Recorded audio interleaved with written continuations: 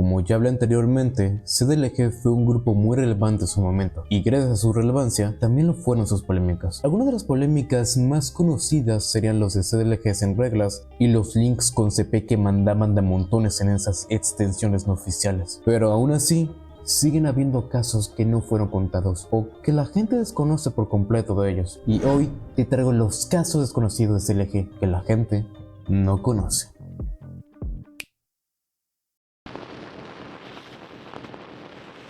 Brian Tamírez era un joven mexicano de 14 años y un integrante de las extensiones de CDLG sin reglas, en donde publicaría dos fotografías.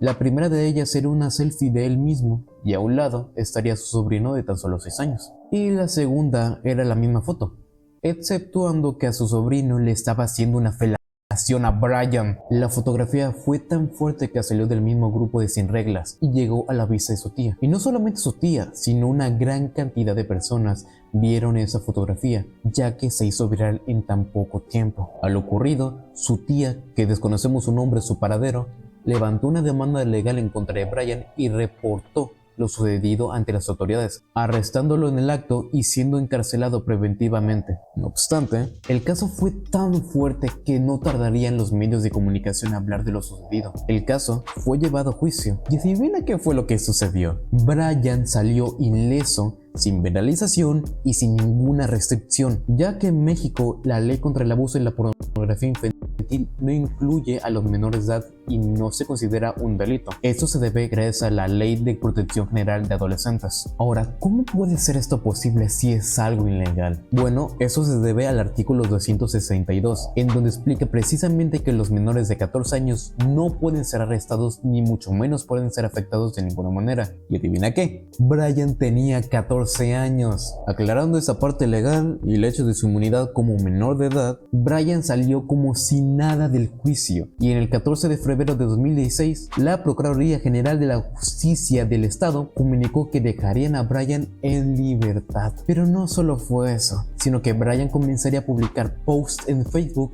en donde se burlaría de la situación, en donde decía que tenía palancas para salir de la situación. Al ver los diversos posts de Brian, la gente lo amenazaría con mensajes de odio y rechazo. Y no solo eso, sino que también los medios de comunicación hablarían del tema, dudando de su libertad y hablando al respecto sobre los comentarios negativos que recibía.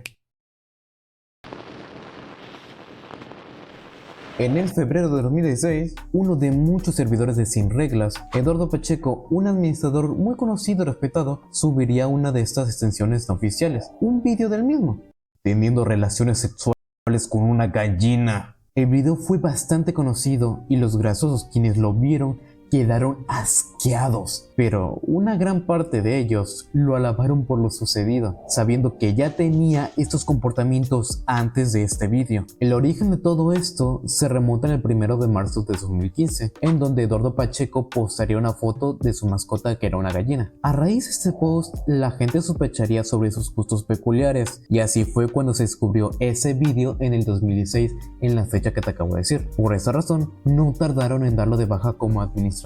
Lo peor de ese vídeo es que promovió el pensamiento zoofílico en el grupo principal. A causa de eso, crearían una extensión no oficial llamado Zoofílicos de la Grasa, en donde los propios integrantes subirían contenido zoofílico de cualquier tipo. Esta extensión solo duró unos 2 o 3 meses. ¿Y sabes por qué se hizo esta extensión? No fue por el contenido zoofílico ni nada por el estilo. No, para nada. Se hizo para darle el honor que se merecía a Pacheco. Un usuario llamado Cristian Luna comenzaría a publicar videos en masa de cómo maltrataba a sus perros, pateándolos en el cuerpo. Uno de ellos falleciendo en el proceso por causa de una intoxicación. Se desconoce totalmente el producto con el que fue intoxicado. A diferencia de los casos que te he hablado, la mayoría, a no decir todos los integrantes de la grasa, estaban en total desacuerdo de lo que Cristian Luna había hecho. A esto, el odio se vendría en él, siendo expulsado por los administradores definitivamente.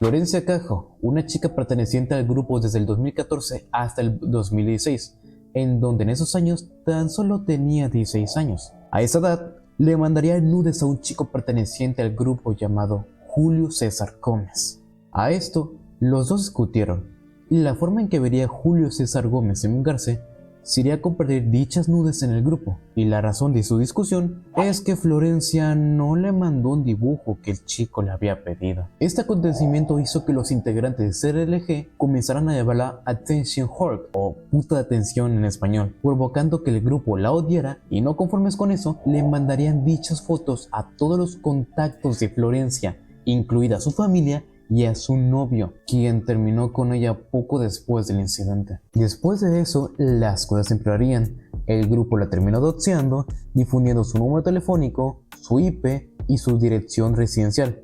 Luego de eso, los rumores aparecerían, diciendo el mensaje de que ella se había hecho la automorición, pero simplemente fue una noticia falsa y el acoso hacia ella simplemente se intensificó. El disturbio fue tanto que llegó Camilo Suárez, un administrador del grupo que trató de ayudar a Florencia y a tranquilizar las cosas. Florencia, por su parte, lo llamó ridículo e hipócrita. A esto, Camilo se enojó con ella, diciéndole que era un estorbo y que estaba manchando la imagen del grupo. El odio hacia ella empeoró hasta que ya no soportó más y decidiera dejar el grupo para siempre. Este es un caso muy particular, y es que en el mes de marzo de 2006, un miembro ya veterano del grupo, llamado Héctor Mauro Ramos, que era un policía bancario de la Ciudad de México, subiría una selfie al grupo, con su arma en mano apuntándose a sí mismo. Todo por la necesidad de amenazar a su ex para que volviera con él. Esta foto fue tan popular que llegó hasta los medios de comunicación. Exactamente sería el 26 de marzo de 2006, donde los medios de comunicación hablarían del tema, como los periodistas y los noticieros, que se informaba que le dieron de baja por el Consejo de la Secretaría de Seguridad Pública de México y fue despedido de su cargo en la Agencia Policial Bancaria. En agosto de 2016, un chico llamado Checo Flores realizó un post en donde anunciaba que iba a asaltar a un niño que estaba jugando Pokémon Go. Precisamente eso iba a ocurrir en una plaza de su ciudad en el barrio de Fortaleza, Bolivia, en donde escribiría "Aló, policía", un meme que hicieron los graciosos para molestar a las autoridades, y dicha palabra sería la evidencia de su cometido. El grupo tomó esto como algo gracioso, y poco después reportaron el lugar de los hechos. En ese mismo día, Flores publicó que había cumplido lo que se propuso. Algunos lo criticaron por asaltar a un niño y otros lo alabaron por cumplir lo que se prometió. Luego, en el noticiero boliviano Telepaís del canal Unitila, hablaban de lo mismo. Un niño estaba jugando Pokémon Go y que fue asaltado a altas horas de la noche en el centro de su ciudad. Y curiosamente, el final de este caso es que las grabaciones de las noticias se perdieron, convirtiéndose esta nota periodística en un los media. El incidente del barrio Fortaleza promovió este tipo de pensamiento en los seguidores de la grasa, formando una extensión oficial llamados Rateros de la Grasa, en donde publicaban los delitos que hacían, desde robar cosas simples como dulces y juguetes, hasta asaltos de robo armado y distribución de dulces chistosos. Esta misma extensión fue borrada repentinamente de la plataforma, pero volvería en 2020 siendo aún peor, manteniéndose activa hoy día, robando credenciales ajenas, doxeo de personas y compartir material sacado de la dark web. Algunos de los sucesos más relevantes de este caso sería el de Matías Gómez, quien publicó que asaltaría un Santander que le quedaba cerca de su casa. A esto recibió muchísimo apoyo por parte de los demás usuarios y simplemente se quedó ahí, porque al final nunca se supo más de él y mucho menos sabemos si llegó a hacerlo. Otro caso sería en abril de 2021, en donde un joven llamado Gabriel Mena, quien había posteado una foto en donde le había robado un iPad a una señora de mayor edad, llamando consigo la atención de los demás usuarios, en donde mostrarían su apoyo por dicho acto. Y por último, tenemos a Antonio Rodríguez, quien se metió en una bodega en donde tenían muchísimos electrodomésticos y terminó robándose muchísimas tabletas modelos iPad Air. Luego, en el 11 de abril de ese mismo año, les pidió a la gente de la misma extensión que le ayudara a desbloquear dichas tabletas. Con todo esto, se sabe perfectamente que muchísimos miembros de esta extensión tenían una especie de comercio de artículos robados, ya sea digital o físicamente. Dicho comercio funciona desde el anonimato y que era muy común de verlo entre la misma extensión. Y lo peor de todo es que hasta el día de hoy sigue estando activa. En noviembre de 2016 CDLG y Legión Hulk casualmente harían reuniones en cada grupo, en el mismo día, lugar y hora, en la Plaza de Ciudad de México. Uno de los miembros de la grasa que había llegado se dio cuenta que las dos reuniones estaban cerca uno del otro a unos cuantos metros de distancia. El joven, al saber esto, gritó: ¡Ay, grasa a la virga! A esto, fue abuchado por los jorquianos y perseguido por ellos, escapando con su patineta hasta llegar a la reunión grasosa, encontrándose los dos grupos y formando consigo una pelea que terminó muy mal, saliendo gravemente herido el chico de la patineta. A esto, los jorquianos utilizarían al chico de la patineta como objeto de burla por parte de los miembros y administradores cada vez que hicieran una reunión jorquiana. Este caso habla precisamente de la masacre de Monterrey, en donde un chico de 15 años acabó con la vida de su maestra y la de sus compañeros. Lo enfermizo de este caso fue de que algunos grupos polémicos querían llevarse el crédito de lo sucedido, creando una extensión llamada CDLG, la reserva, en donde tenía temática bélica. Trataban de darle el crédito de lo sucedido a CDLG y quitarle la relevancia a Legión Hulk y llevarse toda la atención de lo sucedido. A esto, los medios de comunicación estaban fijándose en el grupo, llevándose toda la atención que querían recibir. Sin embargo, Mr. Grasso intervino al respecto, cerrando la extensión e intentando minimizar lo sucedido, prohibiendo también el hecho de mencionar el tema dentro de CDLG. Esto hizo que los medios de comunicación discutieran sobre la dualidad del grupo y de la moralidad de Mr. Grasso. En 2017, un chico llamado Saúl Leonardo, en donde compartiría una foto de una serpiente afuera de su patio, y en palabras de él, no era la primera vez que la veía. A esto se le vino la grandiosa idea de sacarla de su territorio. Sí, eso fue lo que dijo. O sea, what the fuck. Al intentar de quitarla de su territorio, adivina qué fue lo que sucedió. Esta lo terminó mordiendo, llevándolo al hospital. Posteriormente, postaría su situación en el hospital. Luego de ello, el grupo utilizaría su imagen como un simple chiste y lo convertirían en un meme, para así burlarse de él. En julio de 2017, un chico llamado Luis Alarcón publicaría una foto junto a una viuda negra y bromeó que se dejaría picar para que se convirtiera en Spider-Man, y eso fue tomado como una broma por parte de todos. Pasó un tiempo y no se supo nada de Luis, hasta que un miembro llamado Esteban Tello hizo una publicación diciendo que Luis era su vecino, en donde confirmaba que había muerto por causa de no tratar la picadura a tiempo. Aunque no lo creas, los propios administradores también fueron doxeados. Entre ellos serían Nadir Huerta, el Don Maguibel, cofundador de La Grasa, Frozono y el controversial Alexis Quintanilla. El doxeo fue tal que mucha gente llegó a descubrir sus números telefónicos, tarjetas de crédito y credenciales, como también muchas otras cosas más. Pero los que más sufrieron fue Maguibel, quien fue doxeado ya que le estaban mandando mensajes de odio y muerte diciendo que lo iban a secuestrar a él y a toda su familia, y a Nadir, quien encontraron su casa, su número telefónico e incluso fotos íntimas de ella. Al saber dónde vivía, algunas personas fueron a su casa a lanzarle piedras a las ventanas de su vivienda, rompiéndolas en el proceso. Como pudimos ver en este video y en la primera parte de este mismo, CDLG fue un grupo que no solamente contaba con una gran variedad de integrantes en toda Latinoamérica, sino también fue uno de los grupos polémicos más grandes de todo Facebook y consigo uno de los más poderosos.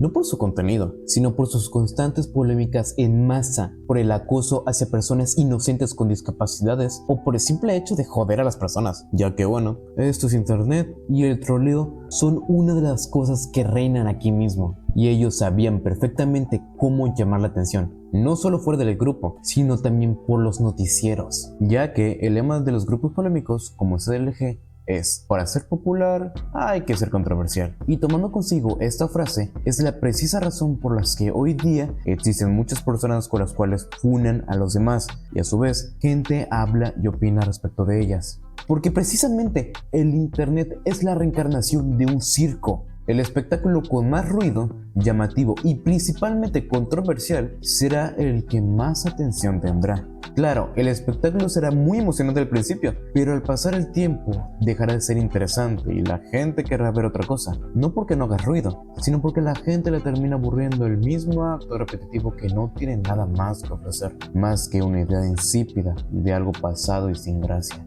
y eso le terminó pasando a CDLG. Llegó un punto donde la gente se comenzaría a aburrir del grupo, no solo por su comportamiento tóxico y muchas veces enfermizo, irracional o incoherente, sino porque las cosas cambian y también lo hace la gente.